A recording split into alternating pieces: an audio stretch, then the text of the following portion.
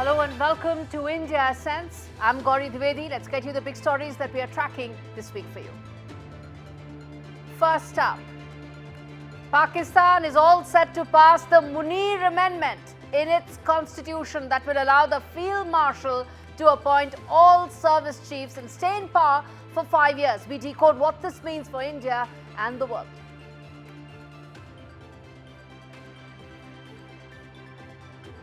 When you plan and he's a announce friend of mine, and we speak, and when he wants me to go there, we'll figure that out. I'll go. I had a great trip there with Prime Minister Modi. He's a great man. US President Donald Trump says he may visit India next year as trade talks between India and the US move ahead. Next few weeks and months will determine how soon the trade deal will be finalized. Commerce Minister Piyush Goyal says trade talks on track. Ahead of a crucial national election, rabid Islamist preacher Zakir Naik has been banned in Bangladesh. But that ban may only be for 3 months. The move signals interim advisor Mohammed Yunus's attempts to whitewash his image. Sri Lanka's leader of opposition Sajid Premadasa tells NDTV that Colombo could act as a bridge between great powers in the Indo-Pacific, which implies Sri Lanka may be a bridge between India and China. And UPI transactions break all records to reach an all-time high of 27.2 lakh crore rupees with over 20 billion transactions. The surge highlights India's world-class digital infrastructure that is now being replicated by world powers around the world.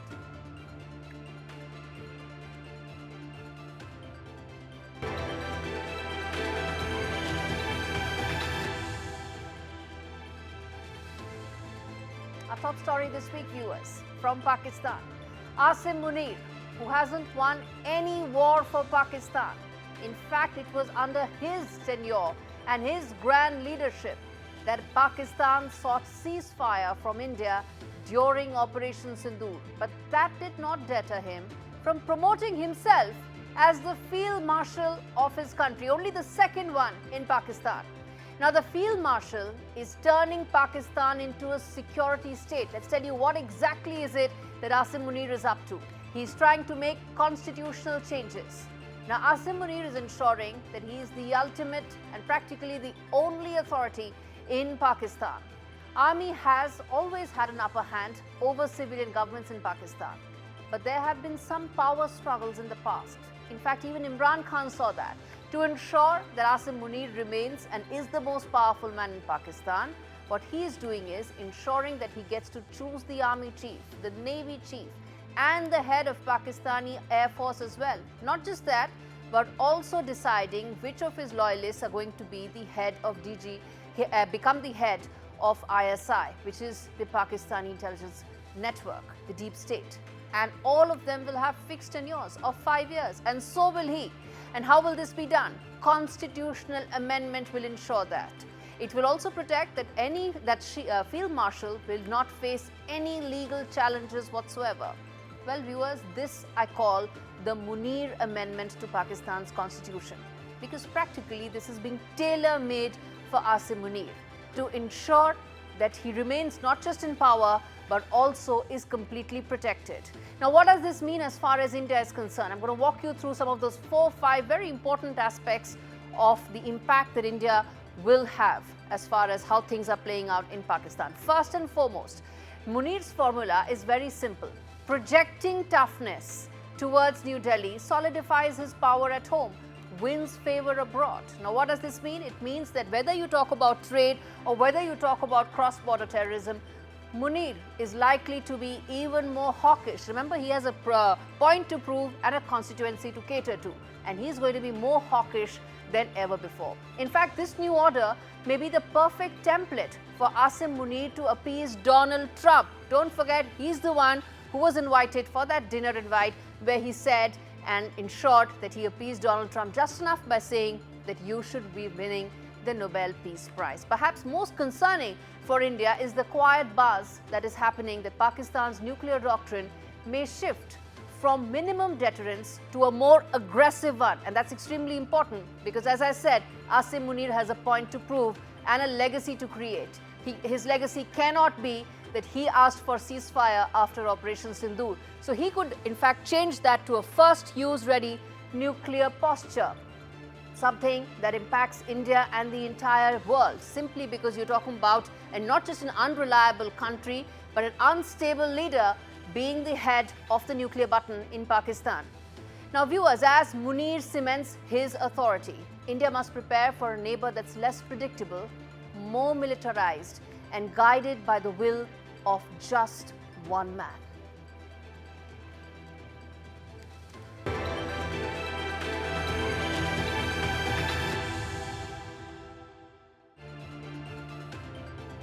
Turning attention now to the other story that we are tracking, the first wide angle.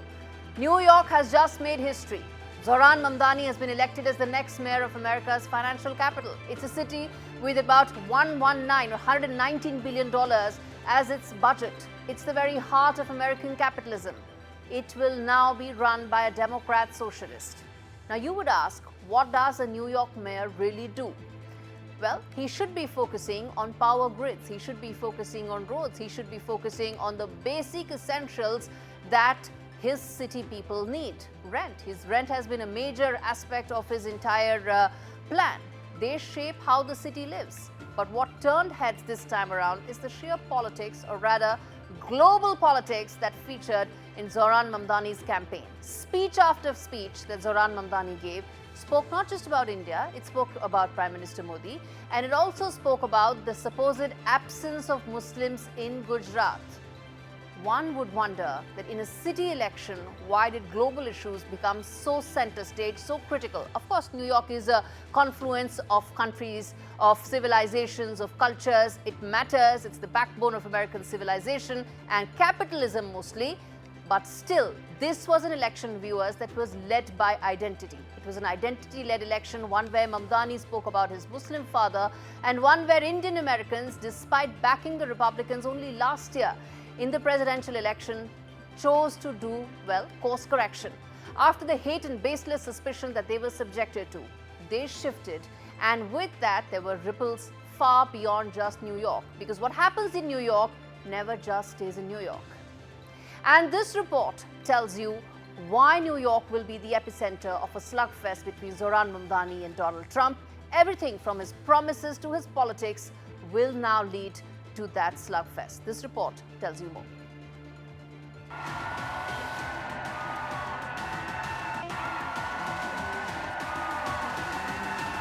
New York has a new mayor, and America a new political fault line. Zohran Mamdani's historic win, the first socialist Muslim mayor of New York, has sent ripples all the way to Washington. And no one seems more rattled than President Donald Trump.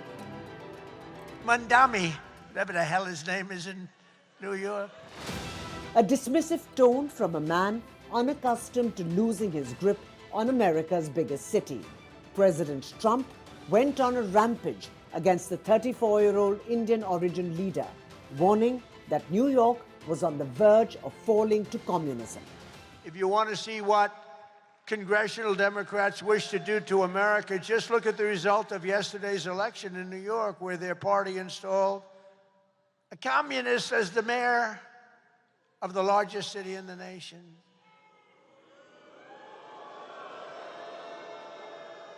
Remember, I've said we will never have a socialist elected to any post in our country. I used to say that, and I was right.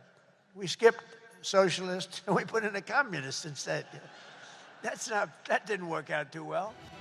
To Trump, Mamdani's win isn't just political, it's personal.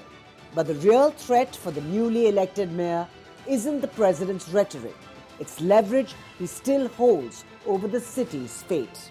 A clear warning that support from Washington will come with conditions. Trump could withhold federal funds, delay infrastructure projects, or block housing initiatives, all tools that could stall Mamdani's ambitious agenda. Mamdani plans to raise taxes on billionaires, expand rent control, and invest heavily in public transit, and renewable energy. But every policy that challenges Wall Street, every tax reform that touches Trump's allies risks sparking a new political confrontation. For Donald Trump, New York is more than a city. It's a symbol of power, wealth, and legacy. For Zohran Mamdani, it's a battleground for justice, equality, and change.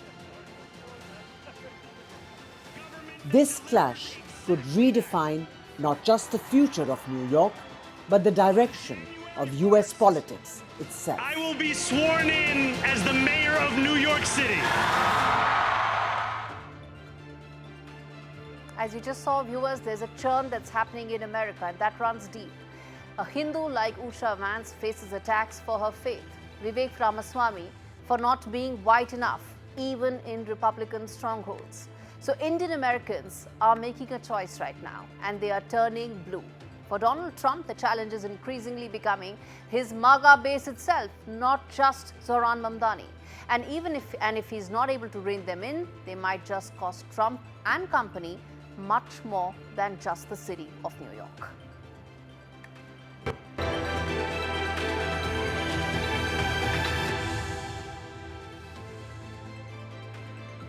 The other story that we are tracking this week on India Sense.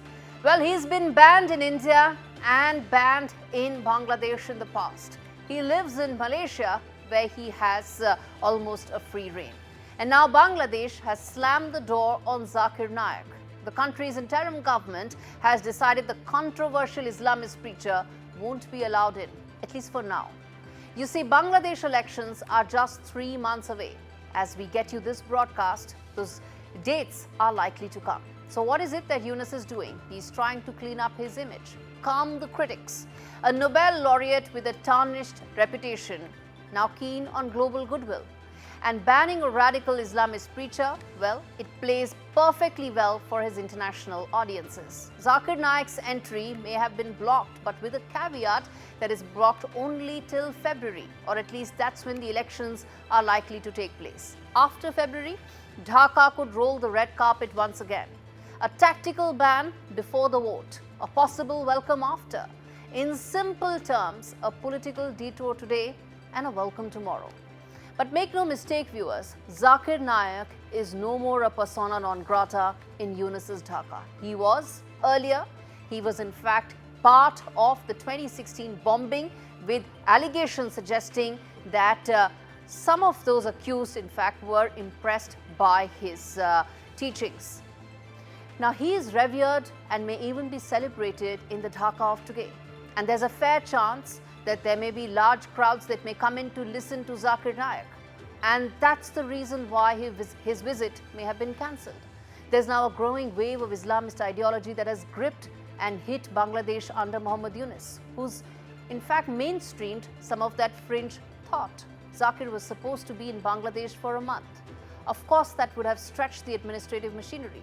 And the videos of Zakir Naik spreading hate weeks before a much-delayed election makes for bad global PR, something that Yunus is avoiding for the immediate.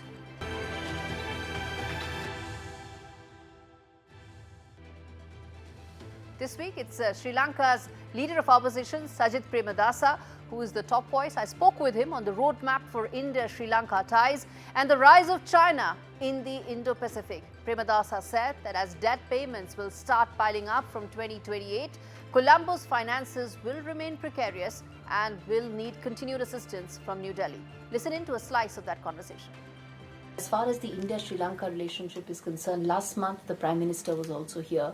And you are here now talking to key stakeholders. Essentially, the idea is that New Delhi and Colombo can work to probably not just ensure that Sri Lanka recovers, but also thrives, moves on, and at a much faster pace.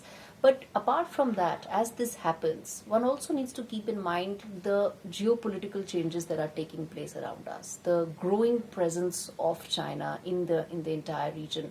And many in New Delhi, many in India have been concerned about that.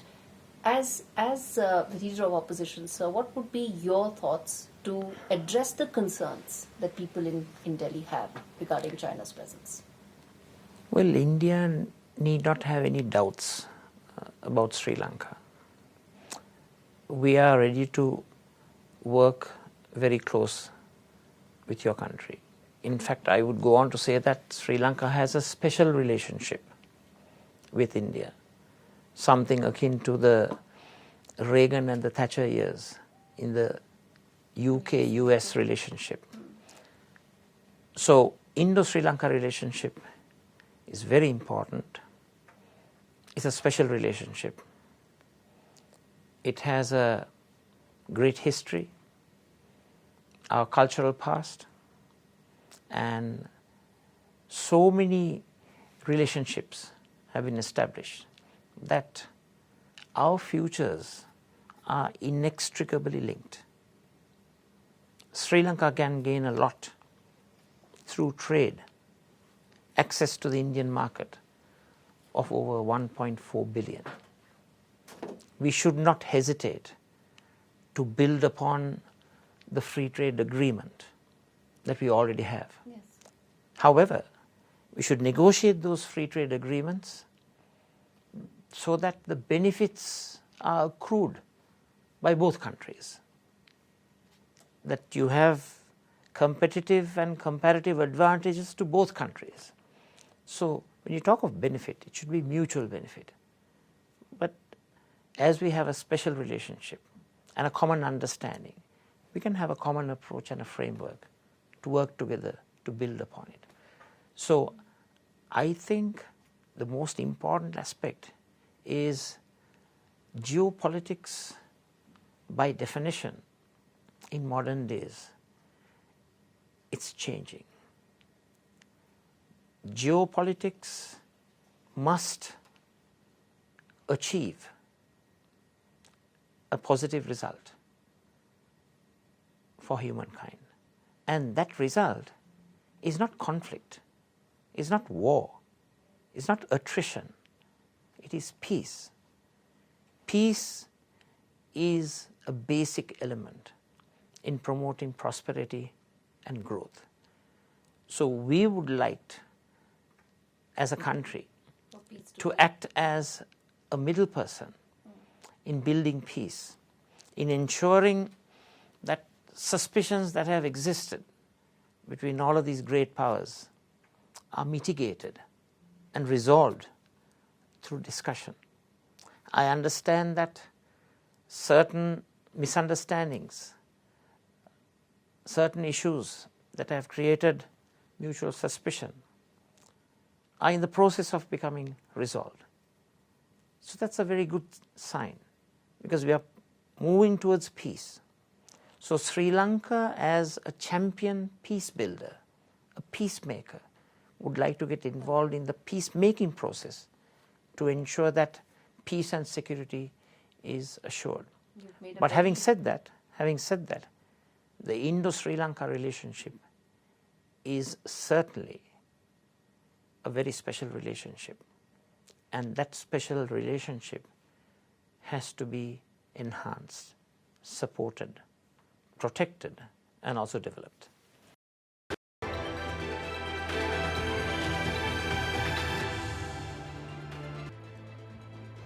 The annual climate conference in Brazil has begun, and no one expects anything to be done, even as around the world climate catastrophes are rising. But this year is actually very important because the COP is happening in the backdrop of global catastrophes, even as Trump is telling the world that this is the biggest con job that is being done. This report tells you why climate emergency is not going to get any global attention, even as millions around the world are losing their lives because of just that. The world burns while leaders feign ignorance. Global greenhouse emissions and temperatures have reached record highs, while climate disasters now cost billions. Yet, as Brazil hosts the COP30 UN Climate Summit, the world's biggest climate meeting of the year, the grand ambition of the Paris Agreement, adopted by 200 nations a decade ago and abandoned by the US under President Trump, feels like a distant memory. For 3 decades, the world has gathered at the UN to curb climate change. Yet, little has been done, delivering only empty promises and superficial targets. 60 countries pledged to transition their economies away from fossil fuels in 2023. None have. Nearly 100 scientists are urging leaders to reject a dangerous expansion of biofuels, warning that it will instead worsen food insecurity. They've made it clear the world cannot burn its way to its net zero emissions target. Policies must be guided by science, not politics. This year's summit is particularly controversial for a host of reasons. There's the setting, Belém, a struggling city on the Amazon's edge. Brazil hoped it would highlight the importance of protecting the world's largest tropical forest. Yet, the city's poor infrastructure raises questions about the viability of the summit. Dubbed the implementation COP, it's missing key players. China and India are sending only ministers, while Trump pushes his drill baby drill agenda. As ever, the question remains, will COP change anything? The answer, still nothing.